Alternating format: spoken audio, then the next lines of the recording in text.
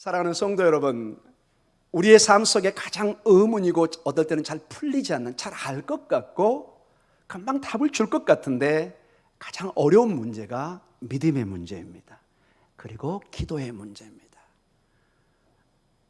여러분, 제가 주로 어떨 때는 때로는 강하게 말씀도 드리고 기도해야 됩니다. 믿음으로 서야 됩니다. 근데 이제 문제는 다 중요한 건 알겠는데 구체적으로 일상의 우리의 삶 속에서 기도의 응답이 잘 안 나타날 때, 기도가 금방금방 이렇게 손에 잡히고 눈에 보이면 좋은데 1년이 가고 2년이 가고 또 저 모니카 같은 경우는 10년이 넘게 기도해도 아들의 변화가 없고 집안의 변화가 없고 가정의 변화가 없고 오히려 예수 믿고 더 어려움이 닥치고 그러면은 우리의 기도의 삶에 믿음에 의문점을 갖게 됩니다. 우리 목사님은 우리 교회에서는 기도하라고 그러고 믿음으로 서라고 그러는데 이 믿음이 정말 중요한 건가? 기도는 해야 되는 건가? 기도 안 해도 잘 살고 잘 먹는 것 같은데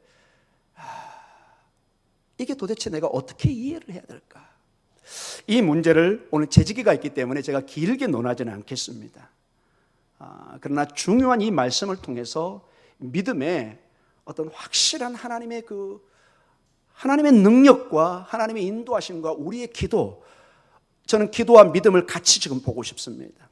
우리의 기도의 삶, 믿음의 삶과 하나님의 능력, 정말 하나님의 응답과 어떤 관련이 있는지를 조금 깊게 도전을 받기를 원합니다.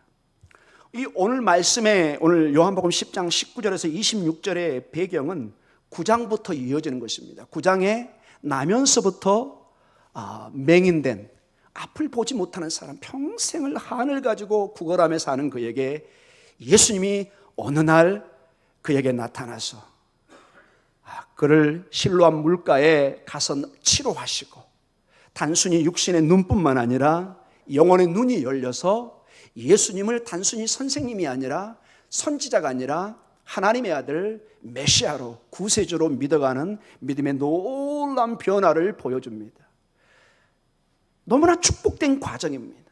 그런데 상당히 많은 유대인들과 종교 지도자들이 이것을 거부하고 이것은 하나님의 일이 아니라 귀신의 힘으로 귀신 들려서 이런 일들을 하고 있다, 이렇게 폄하시키고 예수님의 사역을 받아들이지 않습니다.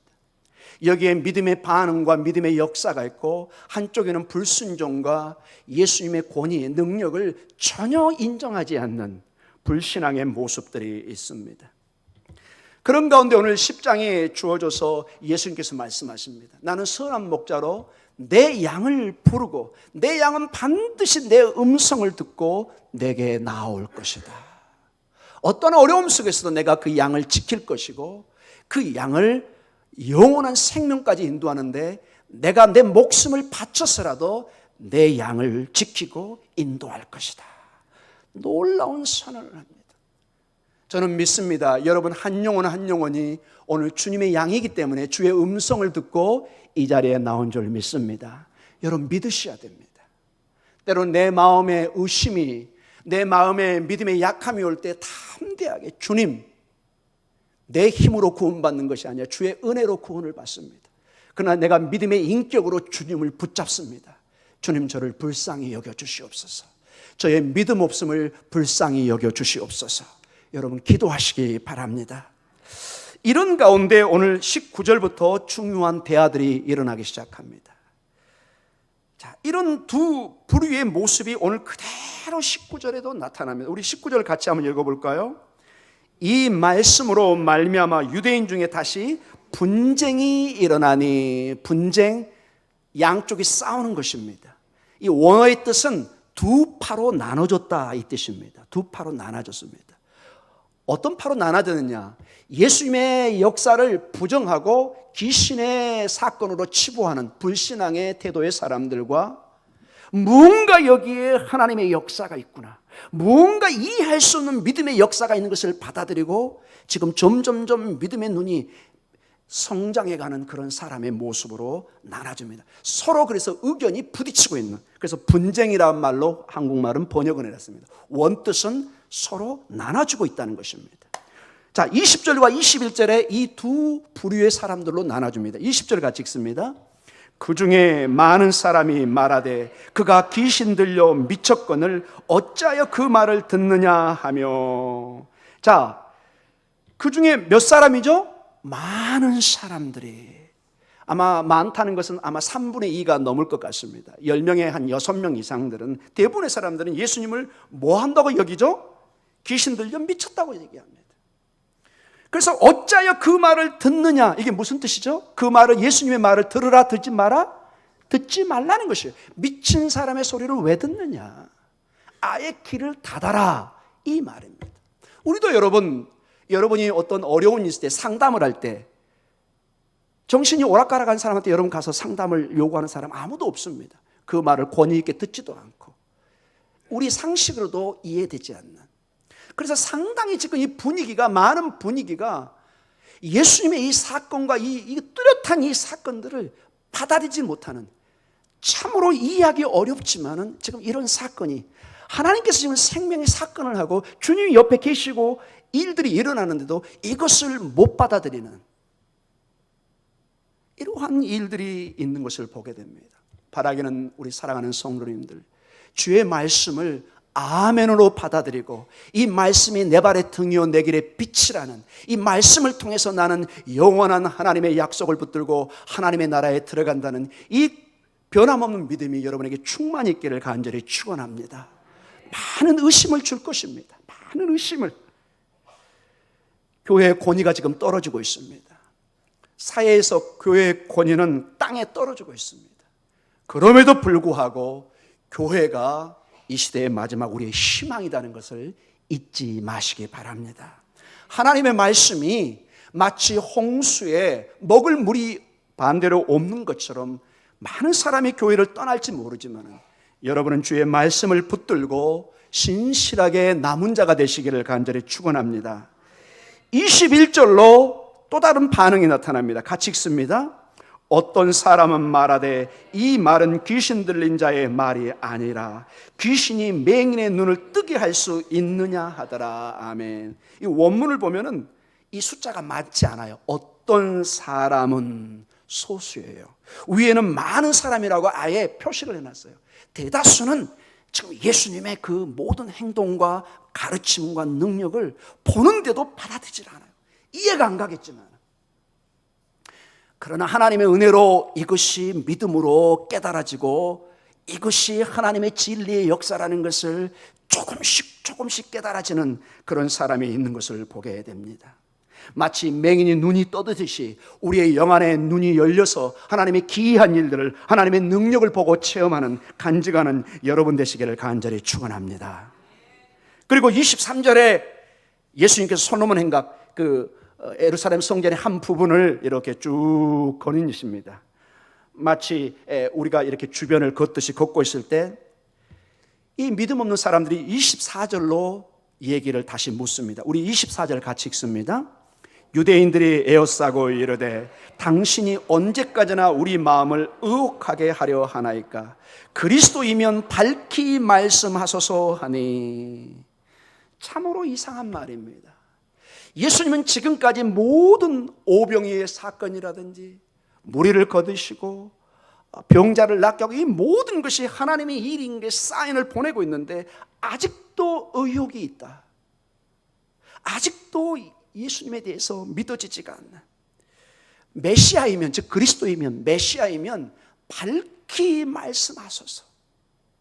주님이 이미 말씀하고 있는데 그것이 안 믿어진다는 것입니다. 여러분은 믿어지는 여러분 되시기를 간절히 축원합니다. 믿음이 믿어져야 됩니다. 이건 주의 성령의 역사인 것을 보게 됩니다. 그래서 주님이 이렇게 얘기합니다. 25절과 26절로 얘기합니다. 같이 읽습니다. 예수께서 대답하시되 내가 너희에게 말하시되 믿지 아니하는도다. 내가 내 아버지의 이름으로 행하는 일들이 나를 증거하는 것이거늘 너희가 내 양이 아니므로 믿지 아니하는도다. 아멘. 믿지 아니한다. 두 번이나 반복돼. 이 강력한 이 사건에 믿음과 연결되어 있는 것을 보게 되면 너희가 믿지 않기 때문에 너희는 나를 받아들이지 못하고 있구나. 그리고 결정적으로 26절에 중요한 메시지가 나와 있습니다. 그들이 믿지 못하는 것은 결국 그들이 뭐라는 거죠? 26절에 내 양이 아니라는 거예요. 진리를 못 받아들이는 게 이게 주님의 양이 아니기 때문이라는 것입니다. 사랑하는 성도 여러분, 목자이신 주님을 바라보면서 오늘도 믿음으로 승리하는 여러분 되시기를 간절히 축원합니다. 주님이 목자로, 우리 예수님이 나의 주님으로, 생명으로 믿어져야 되는 것입니다. 내가 비록 오늘 죽더라도 나는 이 예수님을 믿으면 천국에 갈 것이다. 여기에 의심의 여지가 없어야 됩니다. 이게 만약에 여러분이 불안감이 오고 힘들면 기도하셔야 됩니다. 주님, 아직 제가 믿음이 없어서 좀 불안합니다. 주님, 저에게 평안을 허락하여 주시옵소서. 예수 한 분이면 나는 영원한 생명의 얻음을 믿게 하여 주시옵소서. 가장 중요한 우리 신앙의 접근이요 고백인 것을 보게 됩니다. 자, 이제 결론적으로 말씀을 나누면서 이 믿음의 중요성을, 주께서 지금 믿음의 문제를 거론하면서 중요한 도전을 주고 있습니다. 너희가 믿지 않아서 이 일들을, 너희가 나의 일들을 받아들이지 않고 있구나. 주님의 사역과 이 믿음이 좀 더 우리에게 확장되는 이 기도의 삶이 얼마나 서로 함께 작동하고 있는 것을 보게 됩니다. 여러분, 우리가 주님을 믿지 않을 때 어떤 일이 일어날까요, 여러분? 반대로 우리가 주님을 믿고 순종의 자세로 주님 앞에 갈 때 어떤 일이 일어날까요? 우리 삶 속의 믿음의 능력을 우리가 어떻게 알 수 있을까요? 우리 신앙인의 믿음이 무엇인가 다시 한번 생각해 보도록 하겠습니다.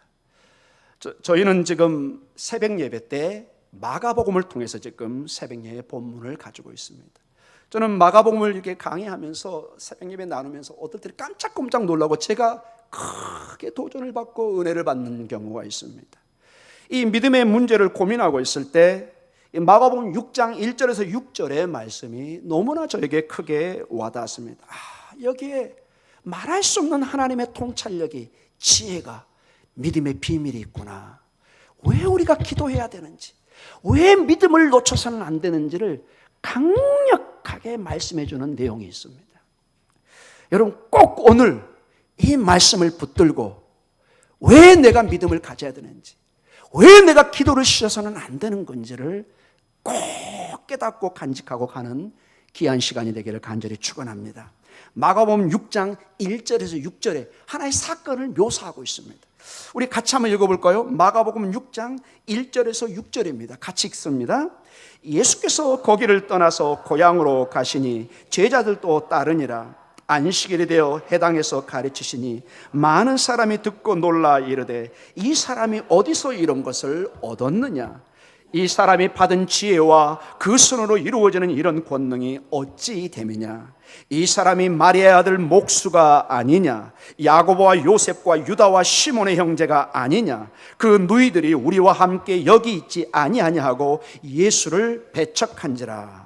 예수께서 그들에게 이르시되 선지자가 자기 고향과 자기 친척과 자기 집 외에는 존경을 받지 못함이 없느니라 하시며 거기서 아무 권능도 행하지 수 없어 다만 소수의 병자에게 안수하여 고치실 뿐이었고 그들이 믿지 않음을 이상히 여기셨더라. 이에 모든 촌에 두루 다니시며 가르치시더라. 아멘. 자, 이 사건은 예수님께서 원래 나사렛이 그가 살던 자랐던 곳이잖아요. 30년 가까이를. 그날 어떤 복음의 사역, 선교를 위해서 가버나움으로 옮겨와서 한 2, 3일 걸리는 거리에 옮겨온 것입니다. 가버나움의 그 갈릴리 호수 주변에 있는 거기서 옮겨서 사역을 하다가 마치 우리가 가끔 어디에 가죠, 여러분?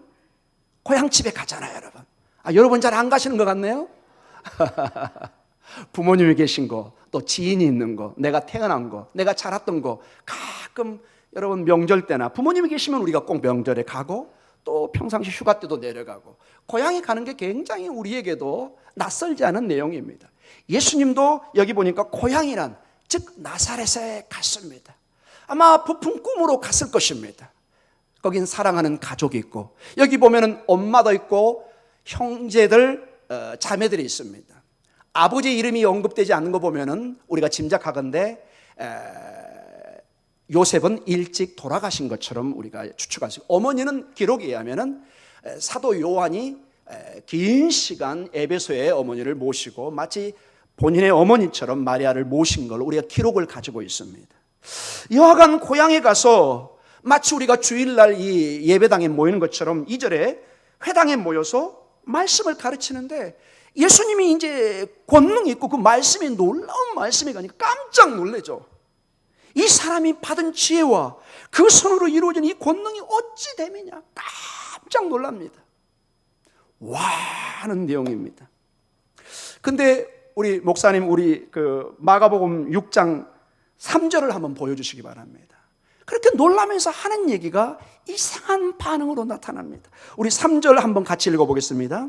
이 사람이 마리아의 아들 목수가 아니냐, 야고보와 요셉과 유다와 시몬의 형제가 아니냐, 그 너희들이 우리와 함께 여기 있지 아니하냐 하고 예수를 배척한지라.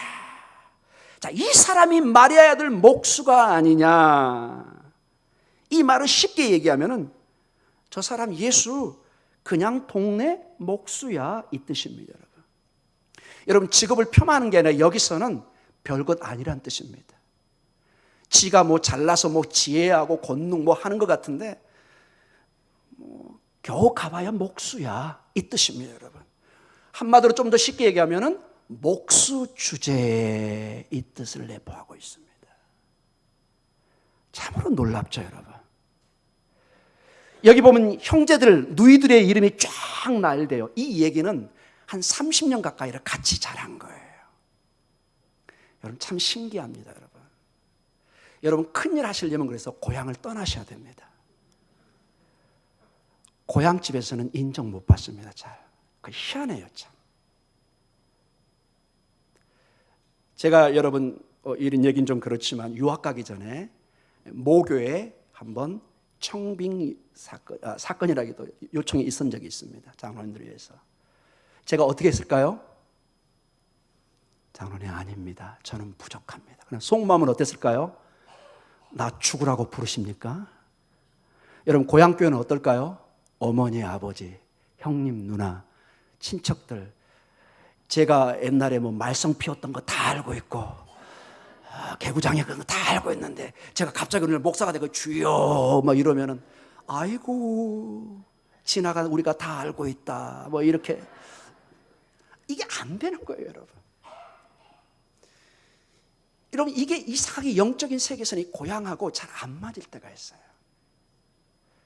참으로 예수님이 그렇게 환영받고 때로는 놀라운 역사를 하고 수많은 사람들이 고침을 치료를 받는데 고향 사람들은 딱 한마디로 목수 주제 딱 이렇게 잘라버리고 제 얘기가 아니라 이 본문에 그렇게 나와 있어요. 깜짝 놀랄 정도로. 그들은 사실은 주님의 그 영적인 목수라는 것을 나중에 아직 깨닫지를 못하고 있는 거죠. 육신의 목수도 뭔가 고치고 집을 만들고 그러는데 예수님은 사실 진정한 영적인 목수이잖아요. 우리를 고치시고 우리를 치료하시고 영원한 천국을 만드시는 아멘. 거기까지 아직 깨달음이 오지 못해. 심지어는 친동생들도 이거를 깨닫지는 못해요. 이 마가복음의 앞선절을 보면 집에서 가족들이 와가지고 예수님을 미친놈 취급을 해서 너무 창피해가지고 우리식으로 표현하면 형 빨리 가자. 더 이상 우리를 부끄럽게 하지 마. 가족들도 그렇게 받아들였습니다. 근데 여기 나와 있는 야고보가 여러분 나중에 부활한 형님을 체험하고 이건 단순히 내 육신의 형이 아니라 영원한 하나님의 아들이라는 걸 깨닫게 되고 사도행전 15장의 그 순교당한 야고보가 예수님의 친동생입니다. 사실은 나중에 알게 됩니다. 가족까지도 예수님의 권위 이걸 인정하지를 못합니다. 그래서 예수님이 너무 힘든 가운데 이 얘기를 합니다. 우리 4절 한번 읽어볼까요? 마가복음 6장 4절 그 유명한 말씀이 나옵니다. 같이 읽습니다. 예수께서 그들에게 이르시되 선지자가 자기 고향과 자기 친척과 자기 집 외에서는 존경을 받지 못함이 없느니라 하시며. 말이 좀 어렵게 보이지만은 이스라엘의 예언자들은 대부분은 존경을 받습니다. 랍비엘 라바의 큰 스승으로서. 그러나 예가 주로 있다는 것입니다. 자기 고향과 가족과 집에서만은 존경을 받지 못한다. 자, 그런데 이제 가장 중요한 내용이 나옵니다.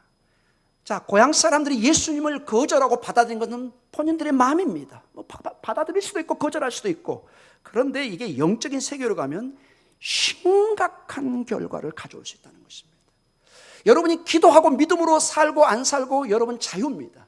그러나 여러분이 믿음의 길을 놓쳐버리고 기도의 이 신비를 놓쳐버리면 어떤 일들이 경험되느냐?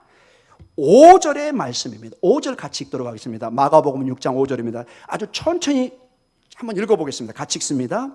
거기서는 아무 권능도 행하실 수 없어 다만 소수의 병자에게 안수하여 고치실 뿐이었고. 아멘. 예수님의 권능을 행할 수 있어요, 없어요? 못한다는 거예요. 와, 예수님은 하나님이십니다. 모든 걸 스스로 할 수 있습니다. 이 믿음의 세계에 놀라운 한 이 지혜 통찰력이 있는데 우리가 믿음으로 반응하지 않으면, 기도하지 않으면 주님도 이 일을 어떤 때는 하실 수 없어요. 교회가 그래서 기도하지 않고 믿음으로 나가지만 하나님이 교회에서 하나님의 영광을 거둬가신다는 게 에스겔서 10장의 말씀입니다. 여러분, 그래서 이 일들을 하지 못하면서 주님이 마지막 이런 말을 하고 떠납니다. 우리 마가복음 6장 6절입니다. 같이 읽습니다. 그들이 믿지 않음을 이상히 여기셨더라. 이에 모든 촌에 두루 다니시며 가르치시더라. 모든 촌, 나사를 떠나서 다른 데로 돌아다니십니다. 그들이 믿지 않음을 이상히 여기셨다. 이걸 원문대로 조금 더 표현하면은 예수님은 그들의 불신앙에 말문이 막히셨다, 이 뜻입니다. 우리말로 기가 차고 코가 차고 또 여러 가지가 차는, 와, 내가 이렇게 기대를 가지고, 여러분 아무리 예수님이 객관적으로 일하지만 예수님의 마음에 우리 이게 있죠. 손은 어디로 굽죠? 안으로. 피가 통한다고 그러죠, 여러분. 일부러 나사렛까지 가서 일들을 하고 싶은데 받아주지를 않아요. 와, 이거 말문이 막힌다. 생명의 역사를 하려고 하는데 이들이 거절하니 내가 아무것도 할 수 없어요. 마치 이렇게 묶여있는 것 같은. 자, 이제 결론의 말씀입니다. 우리는 이 본문의 내용을 보면은 우리의 치유, 구원의 하나님의 놀라운 권능의 사역과 우리의 믿음, 우리의 기도의 삶과 우리가 이해할 수 없는 신비의 연결점이 있다는 거예요. 이건 구체적으로 우리가 이해할 수가 없어요. 왜 하나님은 권능이 있으시고 스스로 그냥 알아서 해주시면 되는데 왜 우리에게 믿음을, 기도를 요구하실까? 이게 신비의 연결이라는 것입니다. 오늘 본문의 내용을, 마가복음을 가만히 보면은 우리의 믿음이 부족할 때, 예수님을 거절할 때 예수님의 능력을 심각하게 방해할 수 있는 그 요소가 될 수 있다는 것입니다. 이 본문이 그렇게 말을 하고 있습니다. 우리 교회가 앞으로 사명을 위해서 감당하게 힘쓰고 애쓸 때 성도들의 신앙의 삶에 굉장한 통찰력과 믿음을 주는 것입니다. 여러분이 하나님의 축복을, 하나님의 치료와 회복과 고침의 역사, 정말 여러분의 자녀들, 여러분의 가정 축복을 원하십니까? 믿음으로 서야 된다는 것입니다. 기도하셔야 되는 것입니다. 하나님이 알아서 해주시겠지. 주님의 생각과 여러분의 생각이 다를 수 있다는 것입니다.